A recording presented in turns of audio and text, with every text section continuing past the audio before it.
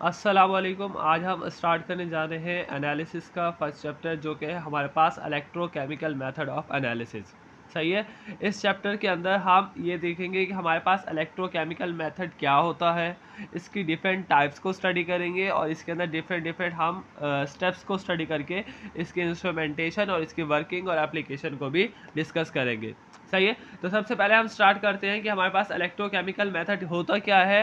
इससे हम क्या करते हैं, किसी भी मेजर करते हैं, क्या पोटेंशियल को मेजर करेंगे, चार्ज को या कोई सी भी करंट को मेजर करने के लिए हम क्या करेंगे कि हमारे पास जो एनालाइट की कंसंट्रेशन है उसे और उसकी जो रिएक्टिविटी है उसे हम क्या करेंगे, स्टडी करेंगे। सही है। जो हमारे पास सैंपल होता है उसे हम एनालिसिस की वर्डिंग में क्या देखते हैं, एनालाइट देखते हैं। सही है। तो एनालाइट की कंसंट्रेशन देखेंगे किसी भी केमिकल रिएक्शन के अंदर और उसकी केमिकल रिएक्टिविटी को चेक करेंगे। सही है। तो हमारे पास इलेक्ट्रोकेमिकल मेथड जो होता है ये हमारे पास क्वालिटेटिव और क्वांटिटेटिव मेथड ऑफ एनालिसिस होता है, जो कि हमारे पास बेस्ड करता है किसके ऊपर, कि जो हमारे पास इलेक्ट्रोकेमिकल एनालिसिस कहाँ पे हो रहा है। फर्ज कर लो या तो हमारे पास किसी भी मीडियम के अंदर हो रहा है, या तो हमारे पास उस मीडियम की बेस या हमारे पास उसकी जो बाउंड्री है उसके ऊपर हो रहा है, और उस केमिकल रिएक्शन के नतीजे में हो क्या रहा है हमारे पास कि जो एनालाइट है उसका या तो स्ट्रक्चर चेंज हो रहा है, या केमिकल कंपोजिशन चेंज हो रही है, या उसकी कंसंट्रेशन क्या हो रही है, चेंज हो रही है, जिसे हम एनालाइज करते हैं। सही है। सिंपल वर्डिंग के अगर अंदर हम देखें तो हमारे पास जो इलेक्ट्रोकेमिकल मेथड है उसके अंदर हम क्या देखते हैं, किसी भी एनालाइट की कंसंट्रेशन को देखते हैं, उसकी रिएक्टिविटी को देखते हैं और उस केमिकल रिएक्शन के अंदर उसकी स्ट्रक्चर, केमिकल कंपोजिशन और कंसंट्रेशन को स्टडी करते हैं। सही है। नेक्स्ट चलते हैं, हमारे पास आता है इलेक्ट्रो एनालिटिकल टेक्निक्स आती है।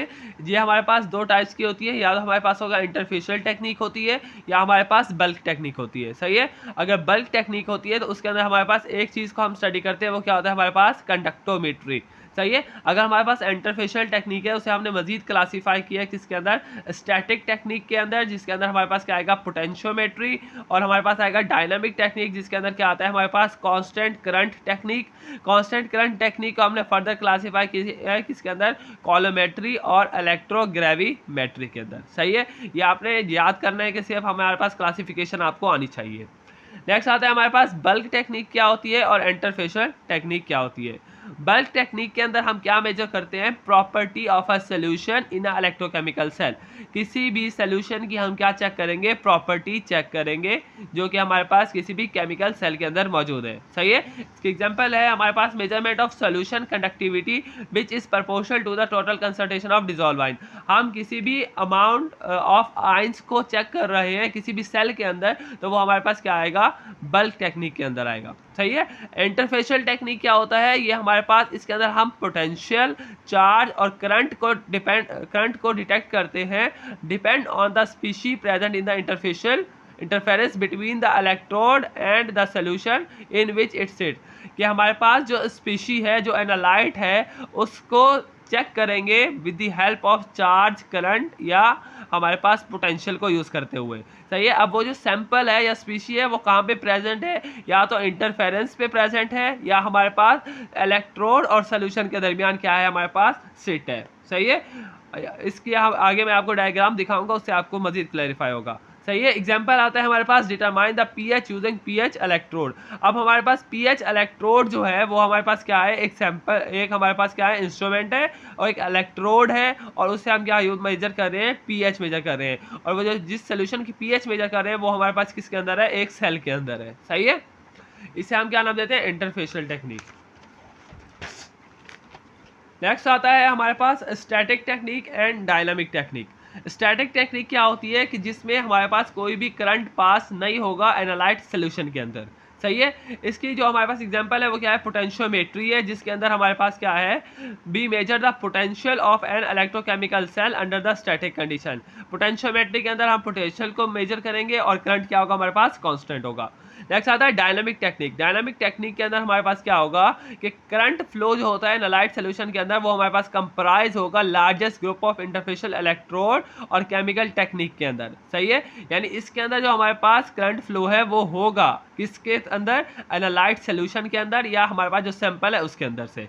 सही है। इसकी जो एग्जांपल आती है वो आती है हमारे पास coulometry, in which we measure the current as a function of the time. सही है। कॉलोमेट्री के अंदर हम क्या करते हैं, करंट मेजर करते हैं, और amperometry and voltammetry in which current is measure as a function of fixed variable potential. सही है। एम्पेरोमेट्री और वोल्टमेट्री के अंदर जो हमारे पास करंट है वो हम मेजर करते हैं, लेकिन वो हमारे पास क्या होता है, एक वेरिएबल पोटेंशियल के साथ। सही है। जो हमारे पास पोटेंशियल होगा वो क्या होगा, वेरिएबल होगा। सही है, और या फिक्स्ड होगा, लेकिन जो हमारे पास करंट होगा वो हम क्या करेंगे, मेजर करेंगे। नेक्स्ट कुछ और टेक्निक्स हैं, जैसे हमारे पास आता है पोटेंशियोमेट्री, पोलैरोग्राफी, रेडियोकेमिकल मेथड, एम्पेरोमेट्री एंड वोल्टमेट्री। सही है। सबसे पहले हम देखते हैं पोटेंशियोमेट्री को। पोटेंशियोमेट्री हमारे पास क्या होता है, ये हमारे पास इलेक्ट्रो एनालिटिकल केमिस्ट्री के अंदर पोटेंशियोमेट्री जो हम यूज़ करते हैं वो किस लिए करते हैं कि concentration of a solute in a solution, किसी भी सॉल्यूट की कंसंट्रेशन सॉल्यूशन के अंदर मेजर करनी है तो हम क्या यूज़ करेंगे, पोटेंशियोमेट्री। ये वर्क कैसे करता है, इसके अंदर हमारे पास दो इलेक्ट्रोड हम यूज़ करते हैं। सही है। एक हमारे पास क्या होता है, high impedance volt meter major the potential between them. सही है। एक हम क्या यूज़ करेंगे, वोल्ट मीटर को यूज़ करेंगे, जो कि हमारे पास क्या करेगा, पोटेंशियल को मेजर करेगा। एक वोल्ट मीटर इंश्योर करेगा कि इसके अंदर कोई भी करंट फ्लो नहीं है। सही है, क्योंकि हमें पोटेंशियोमेट्री के अंदर जो करंट है वो क्या चाहिए, चाहिए नहीं, कांस्टेंट चाहिए। सही है, करंट पास ही नहीं होना चाहिए। सही है। Without current there is a no electrochemical reaction, जब करंट ही पास नहीं हो रहा तो उसके अंदर से कोई केमिकल रिएक्शन प्रोसीड ही नहीं होगा। तो हमारे पास जो सिस्टम है वो किसके अंदर रह जाएगा, कौन सी कंडीशन के अंदर रहेगा, इक्विलिब्रियम की कंडीशन के अंदर। सही है। जब तक किसी भी एनालाइट के अंदर से या सैंपल के अंदर से करंट पास नहीं होता तो उसके अंदर से हमारे पास जो आयन है उनकी माइग्रेशन नहीं होती, और हमारे पास सैंपल किस सिचुएशन के अंदर रहता है, इक्विलिब्रियम की सिचुएशन के अंदर मेंटेन रहता है।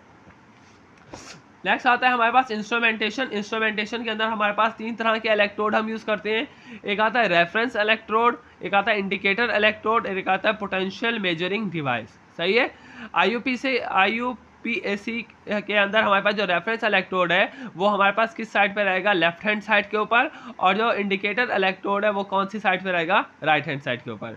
सही है। अब हमारे पास इलेक्ट्रिक हमारे पास सेल जो होता है, जो कि हमारे पास कंसंट्रेशन ऑफ एनालाइड है वो किसके बराबर होगा, IND और E of reference plus EG। सही है। अब ये है क्या, हमारे पास EIND जो है वो हमारे पास क्या है, कंसंट्रेशन ऑफ एनालाइट है, और जो EJ है वो हमारे पास क्या है, सॉल्ट ब्रिज की, जो जहाँ से पोटेंशियल डिफरेंस क्या होगा, मूव करेगा। सही है। नेक्स्ट आता है हमारे पास the Nernst equation is the fundamental concept of electrochemistry.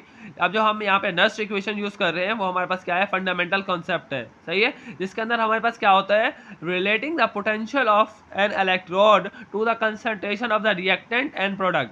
सही है। अब हमारे पास इलेक्ट्रोड के अंदर से जितना भी पोटेंशियल पास होगा वो किसके इक्वल होगा, कि कितने हमारे पास रिएक्टेंट हैं और उससे कितने प्रोडक्ट बन रहे हैं। सही है। आगे आता है हमारे पास, it is named by the Walther Nernst who drive it in 1889। इस इक्वेशन को हमारे पास किसने डिस्कवर किया था, वॉल्टर नर्स ने।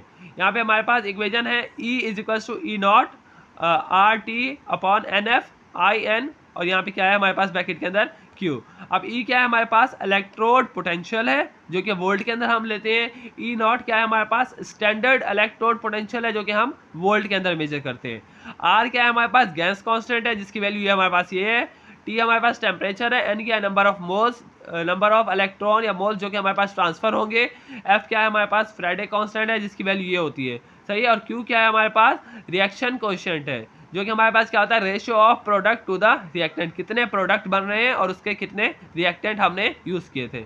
इलेक्ट्रोड पोटेंशियल जो होता है वो हमारे पास डिपेंड करता है किसके ऊपर, स्टैंडर्ड इलेक्ट्रोड पोटेंशियल के ऊपर, टेम्परेचर के ऊपर, और कंसंट्रेशन ऑफ रिएक्टेंट और प्रोडक्ट के ऊपर। नेक्स्ट हमारे पास आता है कि हमारे पास potential of a galvanic cell is related to the activity of a analyte. यहाँ पे हम गैल्वेनिक सेल ले रहे हैं और उसकी क्या कर रहे हैं, पोटेंशियल के अंदर उस एनालाइट की रिएक्टिविटी चेक कर रहे हैं। सही है।